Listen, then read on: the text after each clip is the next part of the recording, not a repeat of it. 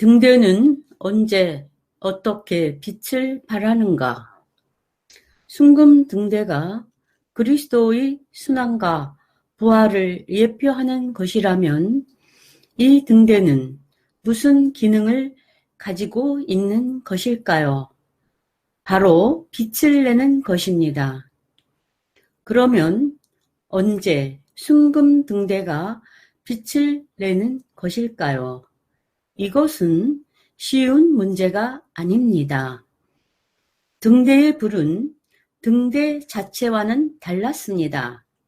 만일 등대와 불이 조화를 이루지 못했다면 경건의 모양은 있으나 경건의 능력이 없는 성도처럼 등잔 없는 등대 혹은 불 없는 등잔을 갖게 될 수밖에 없습니다.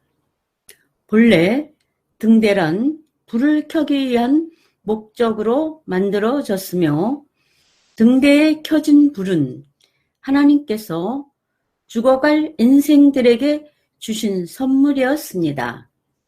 이 빛은 영원한 생명의 모형입니다.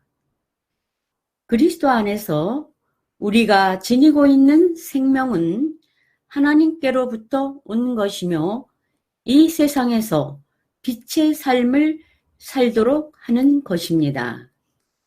우리가 이 등대와 같이 하나님 앞에서 빛을 발할 수 있으려면 하나님께로부터 온 거룩한 생명의 불로 점화되어야만 합니다. 이렇게 점화된 불은 결코 꺼지지 않습니다. 생명은 곧 빛이라는 사실을 잊지 말아야 합니다. 우리가 세상에 빛을 비춘다고 하는 것은 우리 안에 거하시는 그리스도의 생명을 세상에 보인다고 하는 사실입니다. 영원한 생명은 사람의 힘으로 결코 만들 수 없고 오직 하나님의 은사로만 얻을 수 있습니다. 다시 말하면 사람은 이 빛 안에서 거듭나야 합니다. 그렇다면 이러한 빛의 역할은 무엇일까요? 주님 앞에서의 빛이어야 합니다. 그리스도인으로서 우리가 해야 할 일은 하나님 앞에서 사는 것입니다. 하나님 앞에 선 우리들은 경건한 심령으로 은혜를 사모합니다. 왜냐하면 우리의 몸은 우리의 것이 아니라 값을 주고 산 것이 되었으므로 하나님께 영광을 돌려야 합니다. 등대의 불빛은 떡상도 비추어 줍니다. 등대의 밝은 불빛은 성소를 밝게 비추어서 제사장이 떡상의 떡을 교환하기에 충분하고도 남음이 있습니다.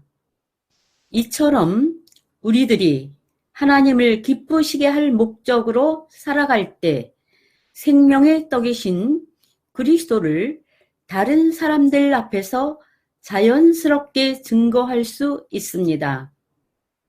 성도들의 밝고 즐거운 헌신적인 생애의 빛이 세상에 비추일 때 어둠 가운데서 멸망의 길로 헤매던 사람들은 그리스도 안에서 그들에게 가장 필요한 생명의 떡을 만나게 됩니다. 등대의 불빛은 분향단에도 비추입니다. 이렇게 비추이는 불빛은 제단을 통해 응답해 주시는 하나님의 능력입니다. 이처럼 우리는 하나님 앞에서 살아가는 생명들을 통하여 기도가 응답되는 능력을 발견하게 됩니다. 따라서 우리들도 기도를 응답해 주시는 하나님께 간구한다면 하나님께서 친히 영광을 입히신 생명, 즉 거룩한 향단의 불을 통하여 응답해 주실 것입니다. 그 빛은 등대 자신까지도 비추어 줍니다. 하나님 앞에서 우리가 빛날 때 우리는 다른 사람들에게 주 하나님께서 우리에게 베푸신 아름다움을 증거하게 되는 것입니다.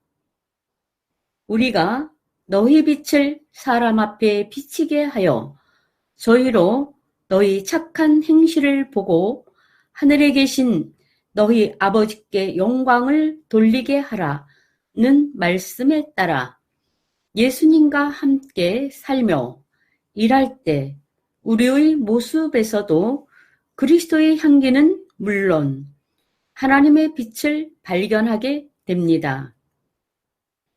등대는 그리스도의 순환과 부활을 예표하고 등잔의 불과 기름은 성령의 역사를 예표하는 것입니다.